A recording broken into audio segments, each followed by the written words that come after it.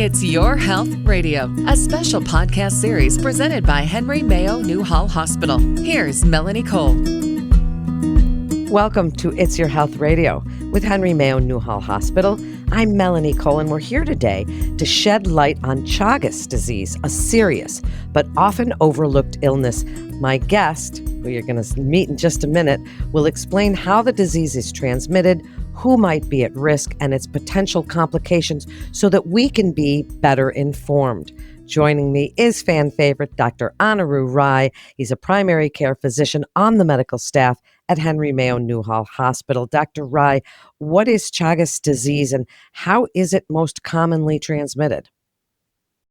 Yeah, great question. It's always a pleasure to be on the show. So Chagas disease is honestly a very well-known illness. Typically, it resides in South America and that region where this particular organism, it's a protozoa, it's a parasite, best way to describe it. The name of this parasite is Trypanosoma cruzi, or T. cruzi, as we like to say it. And it's a very well-studied organism. In fact, the name Chagas comes from the physician who studied it and got to know it and gave us this idea about it. The way this organism works is it resides in bugs and insects that are essentially bloodsuckers.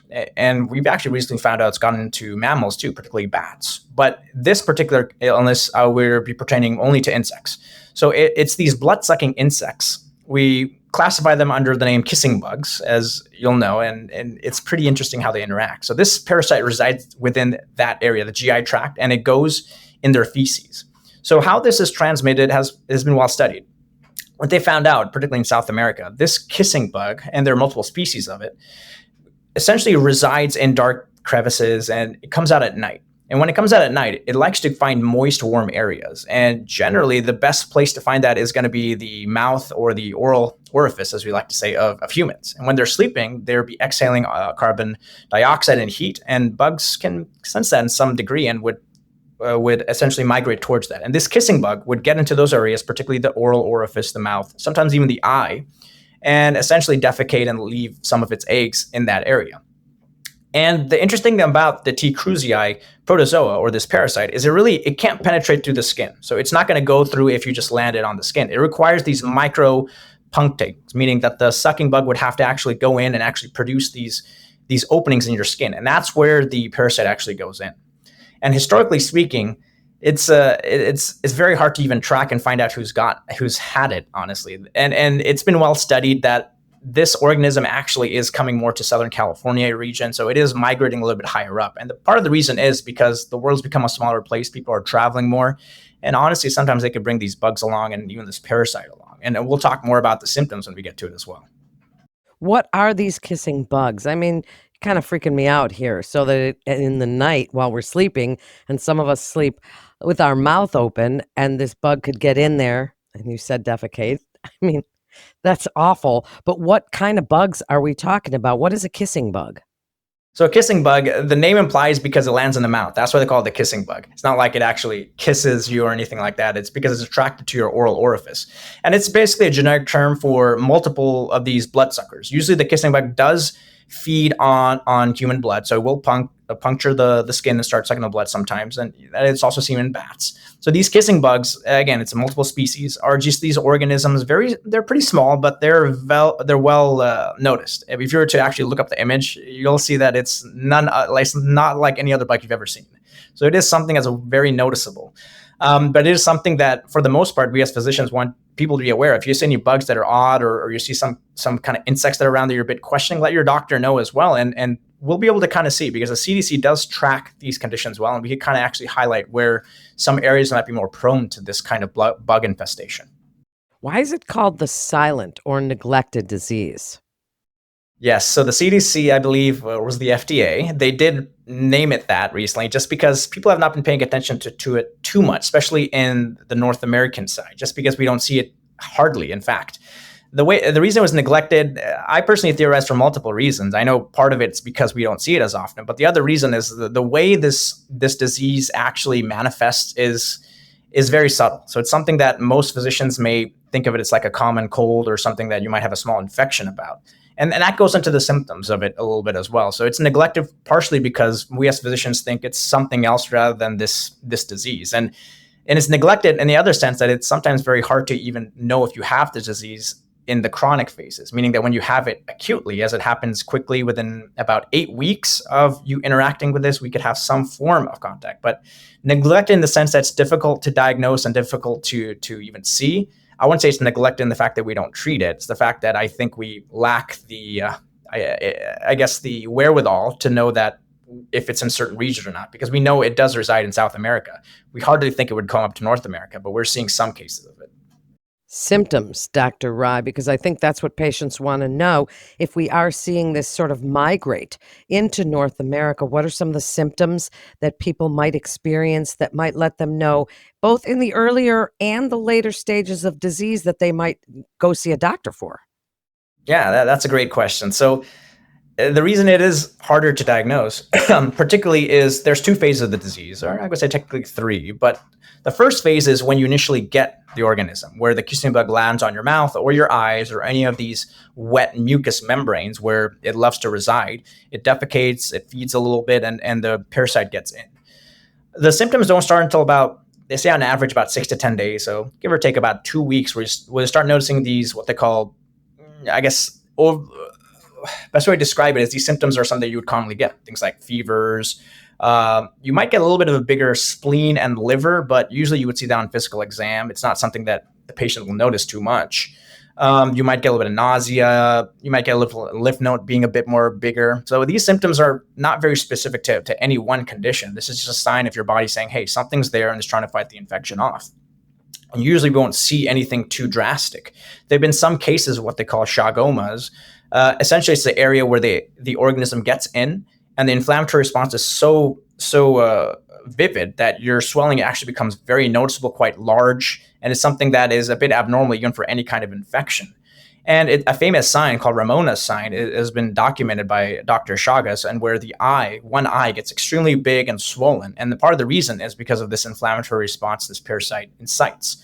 And it's very hard to actually get any particular symptoms that are noted for Chagas disease, but these are just symptoms that we as physicians encounter if you have a simple infection, honestly. But another sort of subtle sign is sometimes your EKG can be a bit off, but again, these are not very specific symptoms. So it's very hard to even find out what the symptoms are without actually doing a thorough test, which is essentially a lab test, drawing the blood and looking at it under the microscope, and you actually see these organisms in the blood.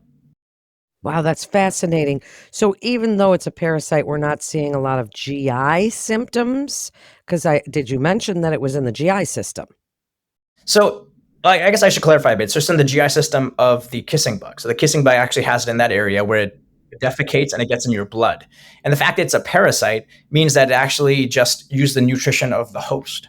It doesn't necessarily mean it resides in your gut, but it resides more and often in your blood. And going on into the next phase, honestly, it can actually cause a lot of damage to your heart. So one of the things we see with this organism, if you've had the symptoms, usually, well, to give you a better idea.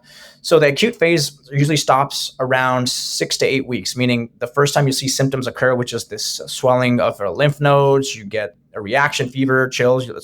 This will be present for about 6 to 8 weeks. Once that goes away, typically majority of the time patients don't have any symptoms at all. They feel like nothing's there. They're back to normal. And part of the reason for that is your immune system has a certain reaction to organisms that enter it, particularly a parasite. But what happens after a time is your immune system and the parasite have a balance, what they call an immunological balance, meaning that the reaction that the parasite and the immune system have is low, meaning the parasite lives normally within the system and the immune system recognizes it and doesn't do anything. It just has this kind of harmony with it. You may not have symptoms after the acute phase for quite a while, actually. It takes about 10 to 25 years later where you start seeing actually the fatal signs of Chagas disease actually come up. And usually we see this in the most fatal way would be it actually attacks the heart, what they call a chagomic cardiomyopathy, meaning that the parasite goes into your heart, has a certain region where it dilates and essentially causes heart failure and essentially kills your heart in a certain sense.